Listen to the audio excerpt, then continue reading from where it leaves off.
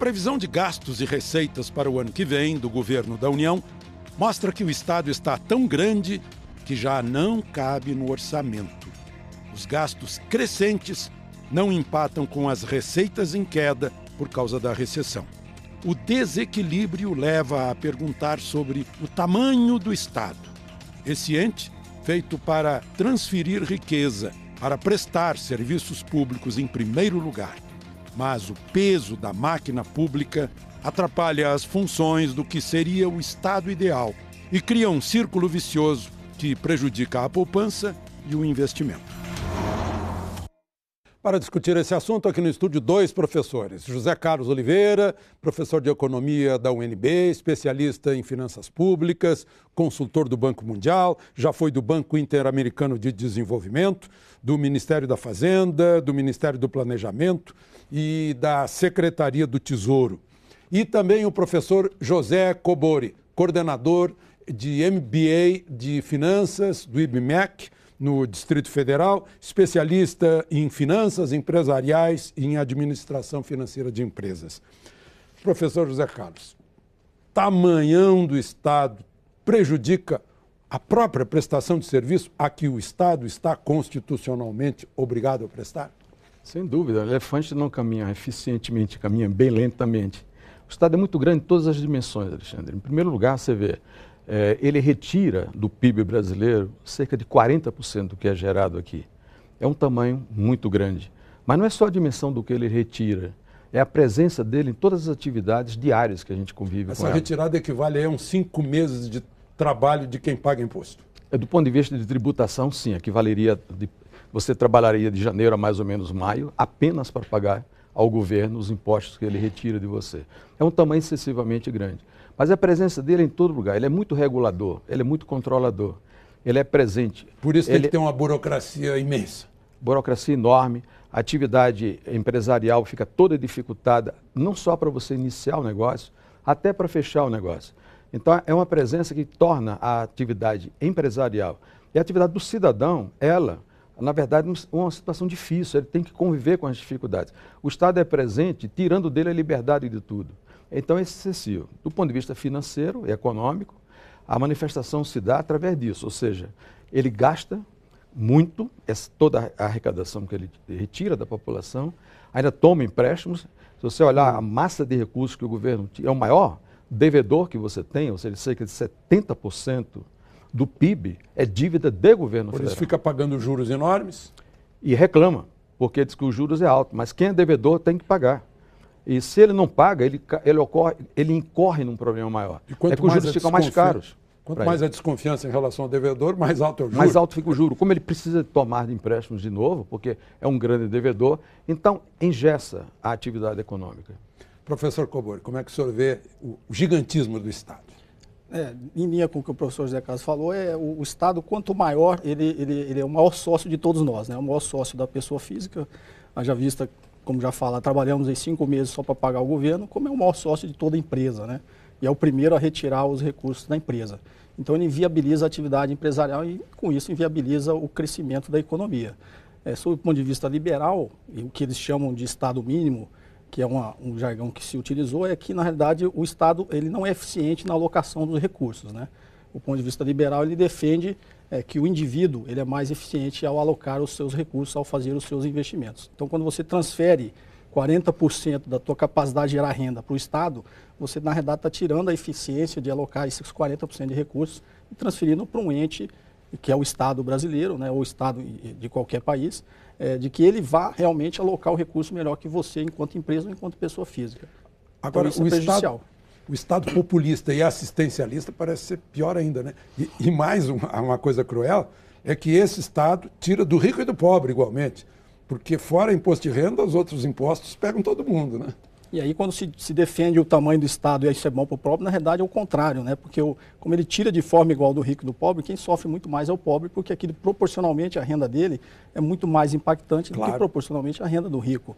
Então, quanto maior o Estado, é pior para a população mais pobre de classes mais baixas. O professor Mário Henrique Simonsen vivia lembrando que o Estado não cria riqueza, né? A riqueza não vem lá dos marcianos, nem do Estado, vem do trabalho de cada um.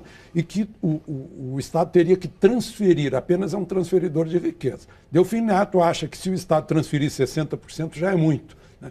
O Mário Henrique Simonsen, fazendo ironia, diz que o Estado tira 100 do cidadão e gasta 110. Esse é o problema, o Estado não é eficiente. Além dele fazer uma retirada grande de poder de compra da renda que as pessoas têm, que as empresas geram aqui, quando ele devolve isso, essa devolução é altamente ineficiente. Qualquer exemplo que você pega, qualquer de baixa setor, qualidade, né? Qualquer setor, você pega a saúde pública brasileira, você pega a educação, você pega a segurança pública, pega o sistema de transporte, em todos esses sistemas que nós estamos tendo o Estado presente permanentemente, a eficiência é a pior possível.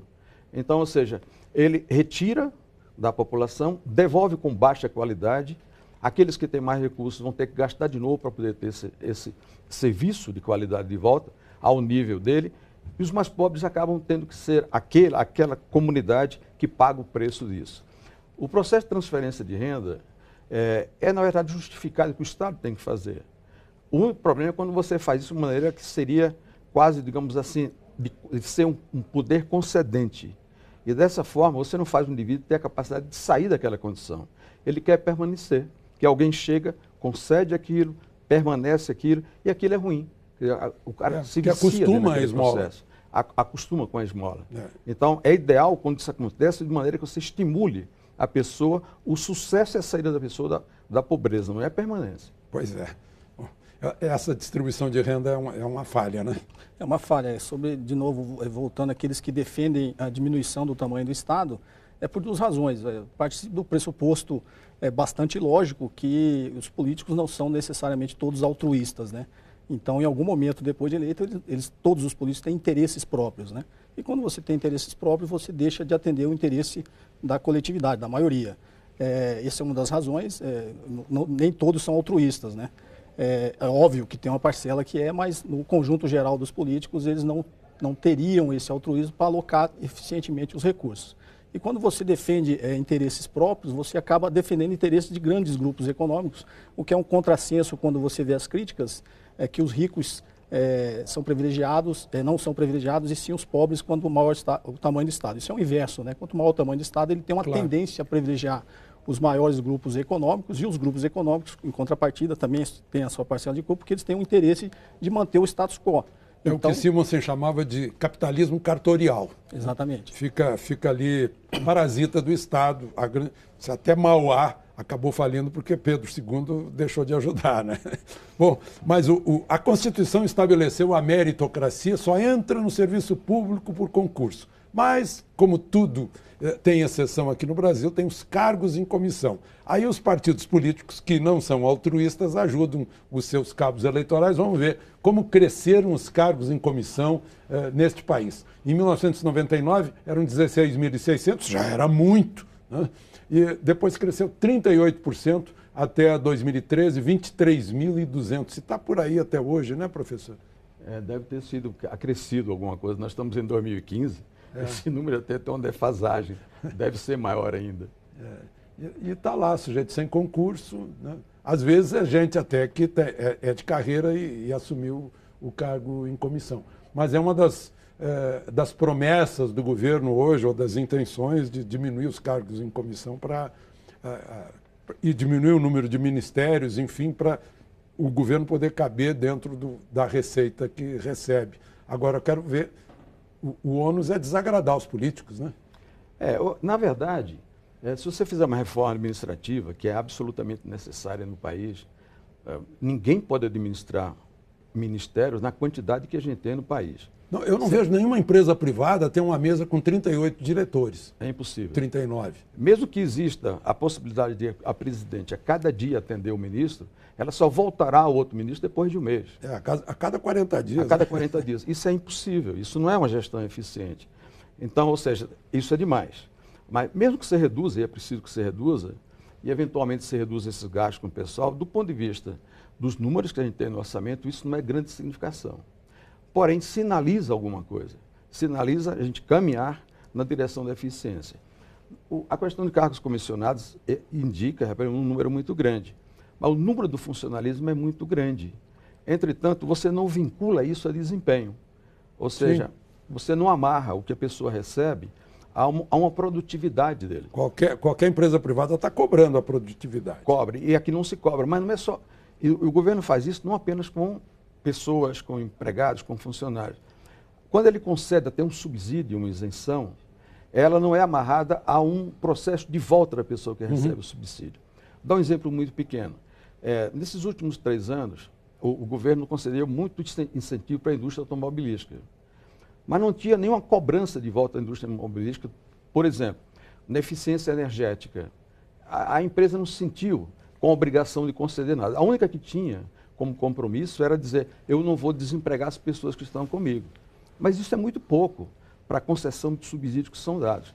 Então, isso mostra que o governo não se preocupa com a cobrança da eficiência de todas as suas atividades. Aliás, a indústria automobilística passou décadas produzindo carroças, né? E não sei se vocês se lembram que, no momento em que o preço dos automóveis eram definidos pelo governo, quando houve a saída do governo, as indústrias automobilísticas não sabiam o que fazer.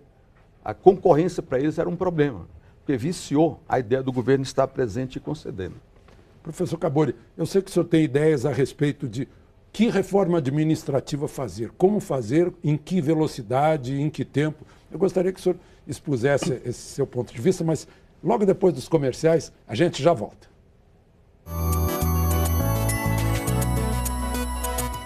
Voltamos a discutir o tamanho do Estado, o gigantismo estatal. Professor Carbone, sobre reforma administrativa. Agora mesmo o governo aventou com a hipótese de reduzir o número de ministérios, né? Nós temos aí esse 39, acabamos de falar. A nação mais poderosa da Terra, mais rica da Terra, parece que tem 15, né? Eles chamam lá de secretarias. O Chile, que é o índice de desenvolvimento humano maior da América Latina, tem 20. A nossa pátria-mãe, Portugal, tem 13. Nós temos 3 vezes isso. Como é que a gente consegue reduzir o tamanho do Estado? O que eu defendo é que qualquer reforma administrativa tem que ser feita de forma muito rápida, né? Rápida ao estilo Maquiavel, fazer tudo logo. Mais ou menos isso. Porque como eu sou oriundo da iniciativa privada, quando você está na empresa, você faz rapidamente aquela mudança na sua gestão. E aí, voltando, quando vocês estavam falando de gestão, é impossível você ter 39 devagar, subordinados direto, né? Qualquer empresa privada tem 5, 6, no máximo 6 diretores, né? E mesmo assim, as empresas privadas maiores têm dificuldade de gestão com 6 diretores. Você imagina com 39 ministros, como é que o presidente consegue fazer a gestão. Então, a reforma administrativa, tem muitos que estão criticando que ela não traz grandes economias, mas qualquer economia é melhor do que você aumentar o déficit, né? E não é, sob o ponto de vista de trazer grandes economias, mas trazer eficiência na gestão do Estado, né? O que no Estado a gente chama de choque de gestão. Então, isso tem que ser feito rapidamente e depois, havendo ajustes a serem feitos, vão fazendo isso paulatinamente. Mas a reforma eu defendo que seja feita de forma muito rápida. Agora, a reação deve ser grande, né? O Hélio Beltrão falava em a criação de anticorpos na burocracia, não?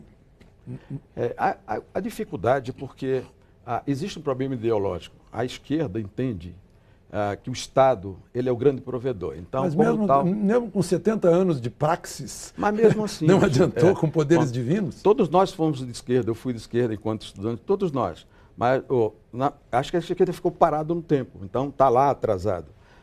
E entendeu, então, que o Estado continuaria sendo provedor. Eu acho que o Estado tem um papel a cumprir. Claro que ele tem. Ele tem um papel a cumprir na distribuição de renda, em prover serviços de educação, saúde, segurança jurídica. Exatamente, eu ia até mais ainda. Eu acho que não é só um problema do Poder Executivo.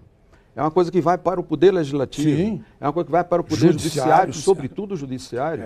Então, na verdade, Estado eficiente não é cobrar do Executivo, é cobrar de toda essa estrutura. E é um judiciário rápido também. Rápido. Você, como empresa, como cidadão, eu não posso levar um caso para a Justiça e esperar N anos, não sei quantos anos seriam esses N, 5, 10, 15, quando a decisão for tomada, ou eu já estou morto ou a empresa faliu. Agora o senhor imagina um cidadão que está esperando por anos e anos uma sentença lá no interior do país e vem fazer turismo em Brasília e descobre um palácio de um tribunal superior, né? Eu acho que é o problema da postura, digamos, que a gente tem ainda errada com relação ao que é o Estado, a autoridade. Não, ele não é autoridade, ele é um servidor. Claro, tem que se entender que o presidente da República é o primeiro mandatário, é o primeiro servidor. É o primeiro servidor. Quando se toma posse, o presidente dos Estados Unidos, lá, ele diz assim, I will serve this country, eu vou servir o país, não, eu vou tomar posse. Eu acho que isso talvez venha de uma cultura, vamos chamá-la de cultura ibérica, portuguesa, eu tomo posse das capitanias hereditárias. Governo não é isso, eu sou prestador de serviço. Claro. Eu tiro da sociedade e devolvo à sociedade com eficiência. O presidente da República é o primeiro empregado da nação. Ele é empregado, entendeu? E coisas pequenas revelam esse tipo de problema. Hoje, se qualquer lugar que você for para, por exemplo, uma entidade para fazer um trabalho lá, você não encontra estacionamento. Os estacionamentos são preservados para as autoridades de lá, os empregados. Não, ele tem que prestar serviço ao cidadão. São alguns que são mais iguais que os outros. Parece Revolução dos Bichos, do Orwell. Eles são prestadores de serviços. Ele tem que prestar serviço à comunidade. Professor, como é que o senhor... Quando a gente volta na reforma administrativa e na prestação de serviços do Estado, eficiência, de novo, da economia racional, o que nossa hoje é irracional, é na postura do Estado e no tamanho do Estado, né? Milton Friedman já dizia que só existem 4 formas de se gastar dinheiro, né? Você gasta o seu próprio dinheiro com interesse próprio, e aí usando o exemplo do carro, já que a gente falou da indústria automobilística, você vai comprar um carro, se é o seu dinheiro e o carro é para você, você economicamente vai tomar a decisão mais racional. Você vai avaliar o custo-benefício e comprar um carro que esteja adequado com aquele preço que você pode gastar. Outra forma de você gastar dinheiro é gastar o dinheiro dos outros em benefício próprio. Obviamente você vai acabar, no exemplo do carro, comprando o melhor carro e o mais caro possível, já que o dinheiro não é seu, mas o interesse é próprio. Um Rolls Royce. Um Rolls Royce. Uma outra forma é gastar o seu dinheiro próprio em benefício dos outros, né? E aí, digamos que a gente vá num aniversário e vai dar o presente para alguém. Obviamente, você não vai dar um carro, você vai dar uma gravata e tal, porque o dinheiro é seu e você está dando em benefício dos outros.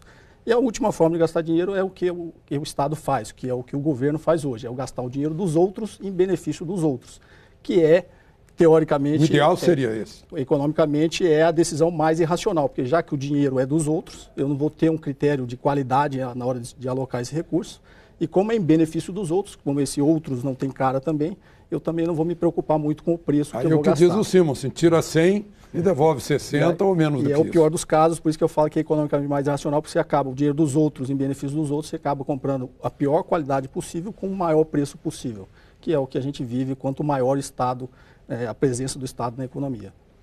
Bom, eu vou mostrar o número de funcionários que tem o Estado brasileiro nos seus 3 níveis, União, Estados e municípios. A União tem, tinha 727 mil em 2003, 947 mil em 2010, eu imagino que hoje tenha 1 milhão e 100, 1 milhão e 200, por aí, professor? É por aí. Um crescimento de 30%.